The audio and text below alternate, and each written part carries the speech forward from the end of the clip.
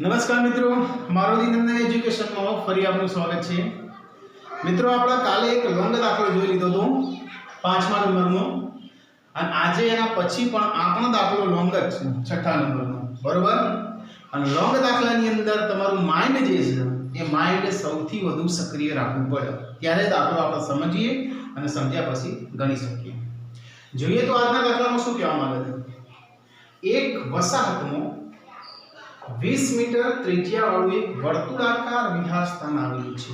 આકાર આપી દીધો, શેપ એનો આપી દીધો વર્તુળાકાર, ઓકે। તો અહીંયા હું આકૃતિ દોરું તો આવું એક વિહાર સ્થાન આપી દીધું વર્તુળાકાર શેપની અંદર, રાઈટ। કરવાનું શું છે, એની ત્રિજ્યા પણ આપી દે 20 મીટર, એ જ્યારે જરૂર પડશે ત્યારે હું લઈ, બરોબર। 3 છોકરાઓ અંકુર, સૈયદ અને ડેવિડ દરેક પોતાના હાથમાં રમકડાનું ટેલિફોન એકબીજા સાથે વાત કરવા માટે રાખીને વર્તુળની સીમા પર સરખા અંતરે બેઠેલા છે। આડેધડ બેઠા નથી, તમારું મન ખાવાથી આગળ તમે આ નામ દર્શાવી શકો નહીં।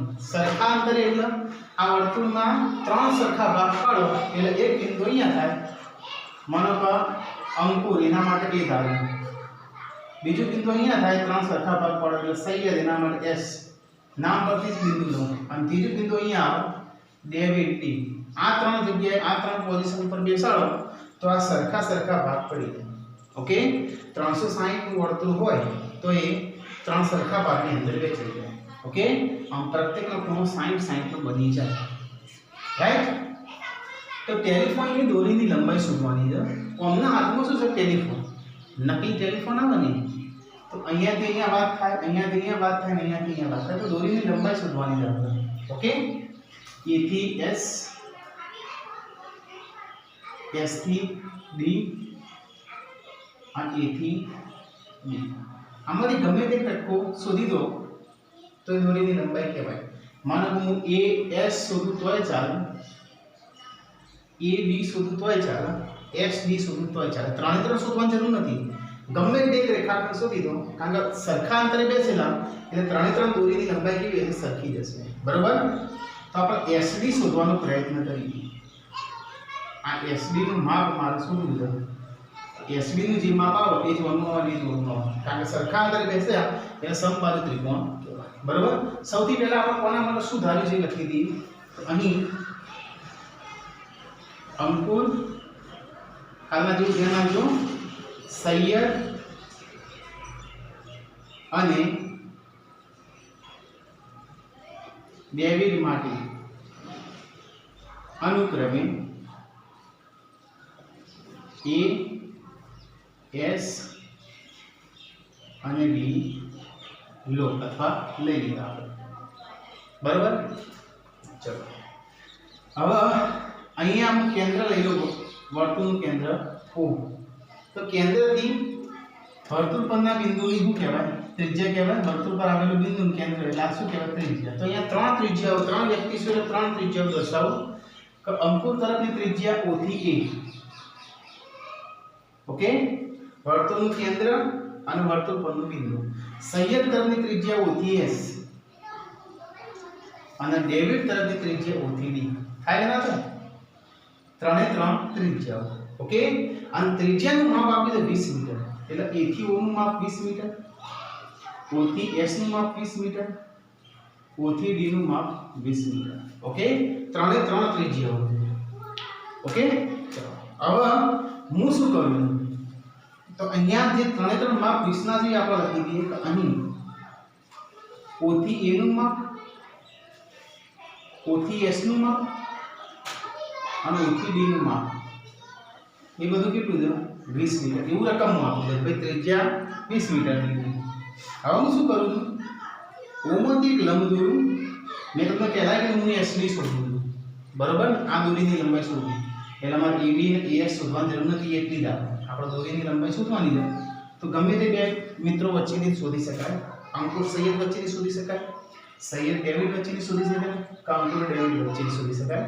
તો અહીંયા સરળતા છે, સીધો ત્રિકોણ દેખાય જ છે, પેલું ફરીને જોવું પડે, પેલું ફરીને જોવું પડે, એના કરતાં સીધું સૈયદ અને ડેવિડ વચ્ચેની દોરીની લંબાઈ શોધી એટલે બધોની દોરીની લંબાઈ આવી જાય। તો SD મારે શું થશે? તો O માંથી હું એક OM લંબ દોર દઉં, બરાબર. સાથે સાથે SM નું માપ કેટલું છે મને ખબર નહીં, એટલે હું x ધારી દઉં. આ બે ક્રિયા ગત કરો. કઈ બે ક્રિયા?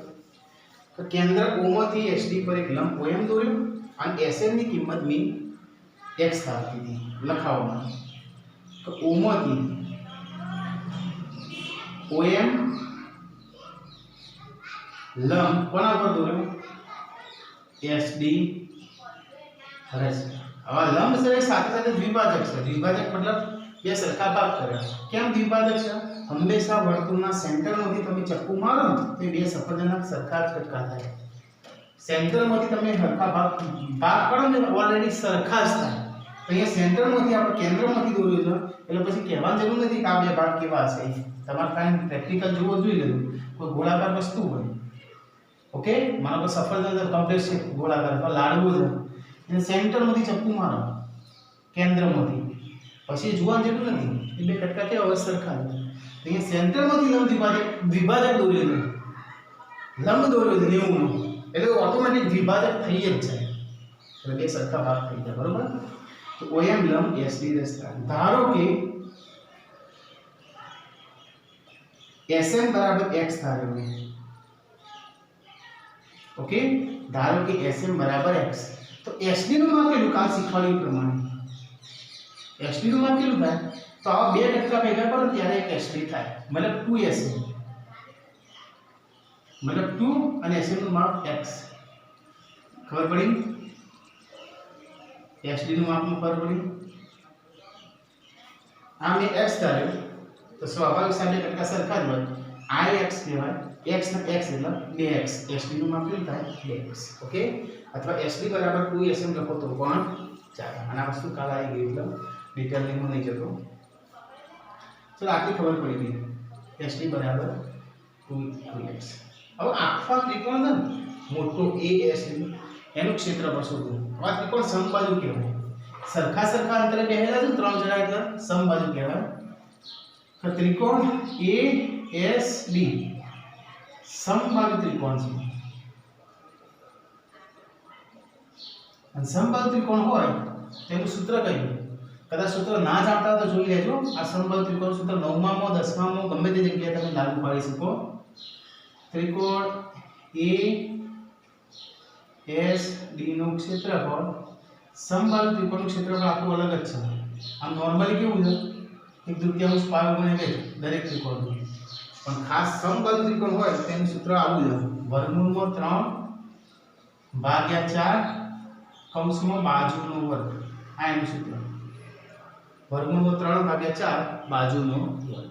ઓકે, તો વર્ગમૂળમાં 3 ભાગ્યા 4 અને બાજુ, તો બાજુ કેટલા ની આ બધી જોઈ લેજો, 2x ની. ઓકે, આ SD એ બાજુ કહેવાય, ASAD તો કેટલી છે? 2x ની, એટલે 2x નો વર્ગ. તો વર્ગમૂળમાં 3 ભાગ્યા 4 ગુણ્યા 2 નો વર્ગ 4 અને x નો એક વર્ગ. 4 4 ઉડી જાય એટલે વર્ગમૂળમાં 3x નો વર્ગ એ ASD નું ક્ષેત્રફળ આવ્યું આખા ત્રિકોણનું. સમીકરણ 1. ઓકે, ASD નું ક્ષેત્રફળ કેટલું? તો વર્ગમૂળમાં 3 ભાગ્યા 4 સોરી વર્ગમૂળમાં 3x. ચલો આખાનું આવ્યું. હવે આ કટકાનું ક્ષેત્રફળ શોધીએ આપણે. આખાનું શોધી દીધું. હવે આ કટકાનું ક્ષેત્રફળનું સૂત્ર વાપરીએ આપણે. ત્રિકોણ OMS એના ક્ષેત્રફળનું સૂત્ર વાપરીએ. ફક્ત ખાલી લાઈએ છે અહીંયા બે કટકા, એક મોટાનું અને એક આ બાજુના કટકાનું, કારણ કે આ બાજુ મેં x ધાર્યું છે. જો આ બાજુ મેં x ધાર્યો તો આ કટકો લખો. સિમ્પલ. તો OSM નું ક્ષેત્રફળ. હવે ત્રિકોણ OSM નું ક્ષેત્રફળ એ કાટકોણ ત્રિકોણ છે. જો આટલો કટકો કેવો છે? કાટકોણ. આમ કરી ના તો એનું તો સૂત્ર 1/3 પાયો ગુણ્યા 2. 1/3 પાયો ગુણ્યા 2. 1/3 પાયો કરું તો પાયો થાય SM. વેદ કરું, વેદ થાય OM. ઓકે, આ ટાઈપનું થાય પણ આપણા પાસે નથી SM ની કિંમત છે x, OM ની કિંમત છે નહીં, ક્રિયાની કિંમત છે 20, એટલે મારે પાયથાગોરસનું સૂત્ર વાપરીને પહેલા લાવવું પડશે, પછી આનો ઉપયોગ કરવો પડશે. ચલો પહેલા પાયથાગોરસ વાપરી લો. આ 20 આપ્યું તો આ x આપ્યું તો તમને OM મળી જાય. OM મળી જાય પછી આપણે પેલું વાપરીએ, બરોબર? તો ત્રિકોણ OSM માં પાયથાગોરસ વાપરો. OSM માટે પાયથાગોરસ વાપરો. તો ત્રોસી લીટી કઈ કહેવાય? આ જો ત્રોસી લીટી આ ત્રિકોણનો કાટખૂણો હોય એની સામેની બાજુએ ત્રોસી લીટી, બરોબર? ત્રોસી લીટી મતલબ OS સ્ક્વેર બરાબર ઊભી લીટીનો વર્ગ જે અહીં આવ્યું OM સ્ક્વેર પ્લસ આડી લીટીનો વર્ગ એટલે SM સ્ક્વેર. હવે મૂકી દો OS ની કિંમત કેટલી? 20, તો 20 નો વર્ગ બરાબર OM આપણે શોધવાનું છે કારણ કે જરૂર હતી એટલે મેં પૂછી દીધું હમણાં. આ SM એટલે x નો વર્ગ, તો 2 નો વર્ગ 4, 1 શૂન્ય નો વર્ગ 2 શૂન્ય 400 અને પ્લસ x પર આ સાઈડ આવે માઈનસ x બરાબર OM નો વર્ગ. આ OM ના વર્ગની કિંમત આવી. OM ની કિંમત કેટલી થાય? OM બરાબર વર્ગમૂળ કરી દેવાનું, બાકી બધું એમને લખી દેવાનું. 400 માઈનસ x નો વર્ગ. ખબર પડી? OM નો વર્ગ હતો ને તો OM કરી દીધો એટલે વર્ગ કાઢી દીધો. તો અહીંયા વર્ગ 420 ને x ના વર્ગનું x એવું ના થાય કારણ કે સંયુક્ત જોડાયેલા પડશે. ઘણા વિદ્યાર્થીઓ આવું કરશે 400 નો વર્ગનું 20 માઈનસ x ના વર્ગનું x બરાબર OM ના વર્ગનું OM. આ ખોટું છે તદ્દન. આવી રીતના વર્ગમૂળ ના નીકળે. એકલું 400 હોત ને તો 20 ને કરો, ખાલી એકલું 400 હોત તો 20 બરોબર છે.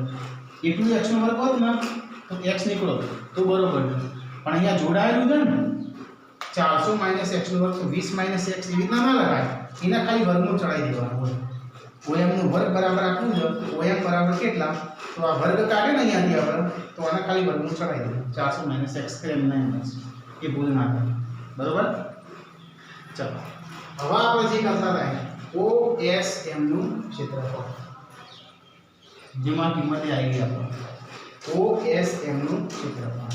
ત્રિકોણ OSM નું ક્ષેત્રફળ કાટકોણ ત્રિકોણ છે એટલે તૃતીયાંશ પાયો ગુણ્યા વેધ. હવે પાયો કરો તો પાયો SM હમણાં હાલ લખીને પૂછી દીધું હતું એ વસ્તુ અને વેધ કરો OM. હવે OM ની કિંમત સામે કરો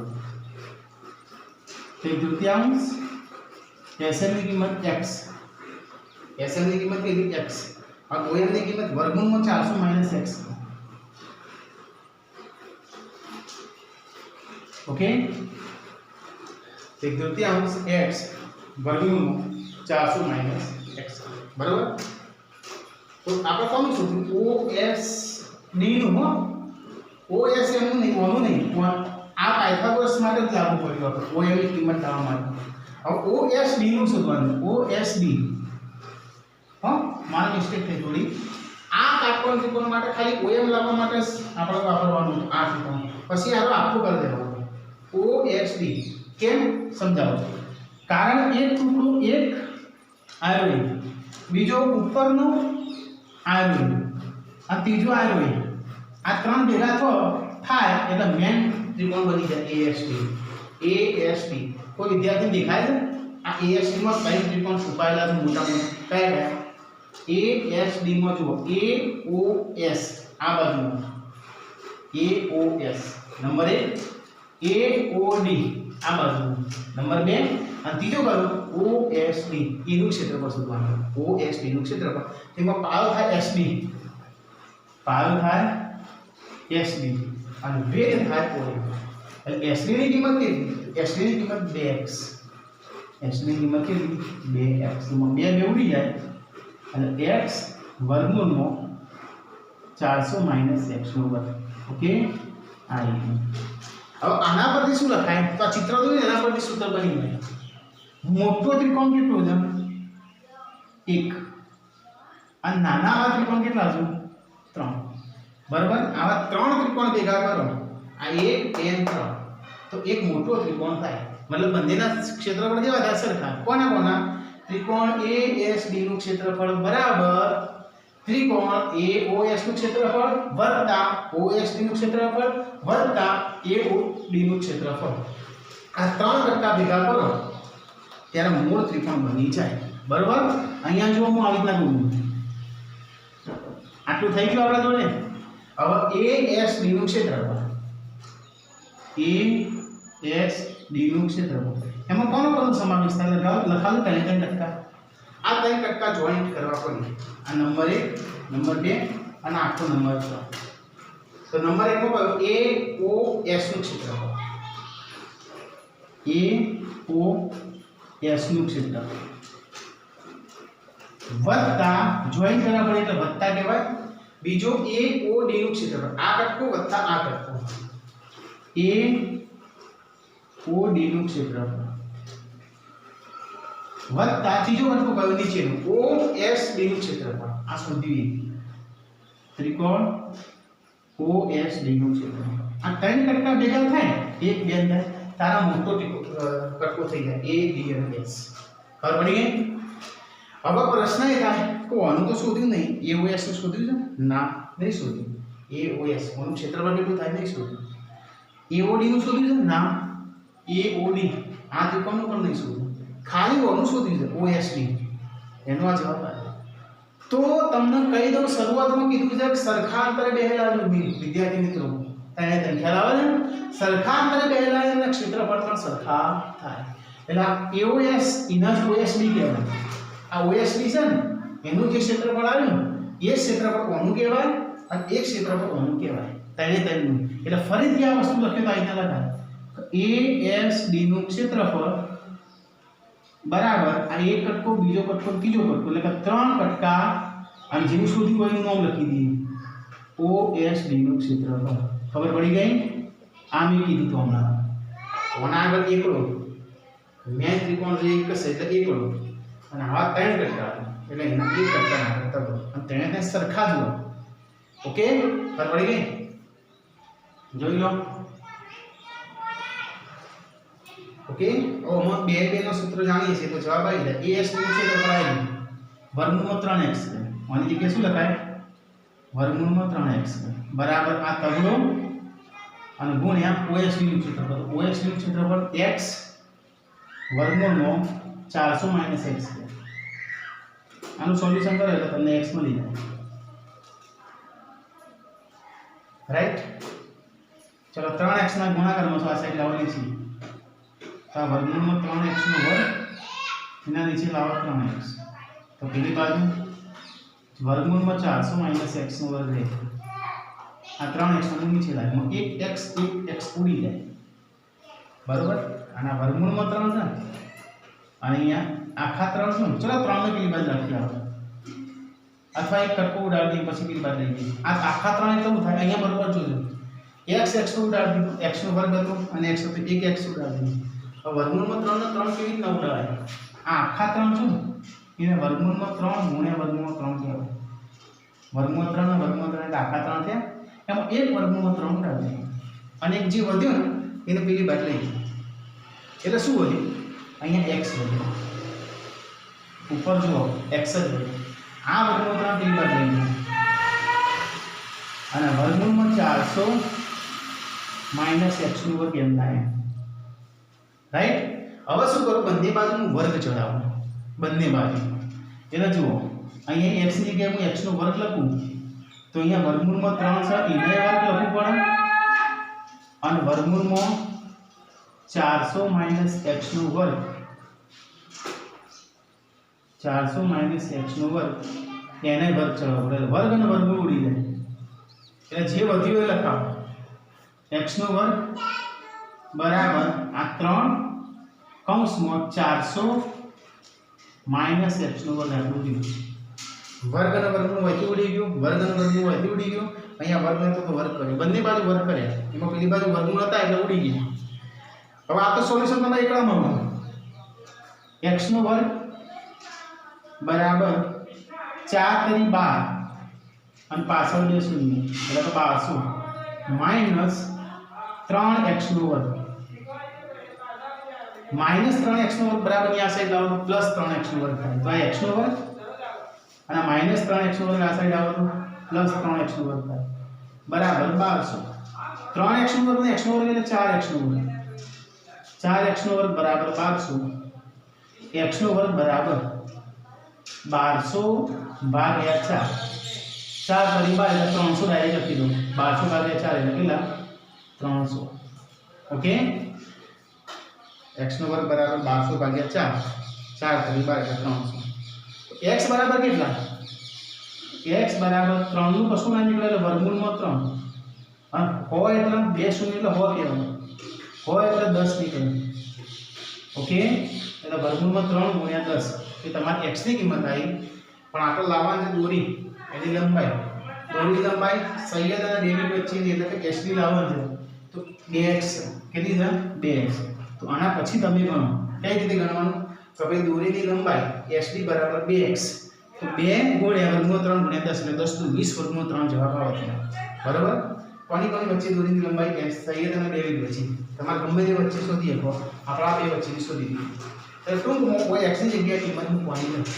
એટલે તમારો જવાબ આવે ઓકે તો આ સ્વાધ્યાય તમારે અહીંયા ક્લિયર થયું બાકીના દાખલા કાઢી ઓકે હમણાં થોડાક દિવસ થોડીક તબિયત વીક છે એના કારણે થોડું આપણે લઈએ છીએ બરાબર કોઈ વખત કદાચ વિડીયો ના આવે તો ચલવી લેજો બરાબર તબિયત ઓકે થઈ જાય એના પછી આપણે કમ્પ્લીટ લેશું બરાબર જોઈ લેજો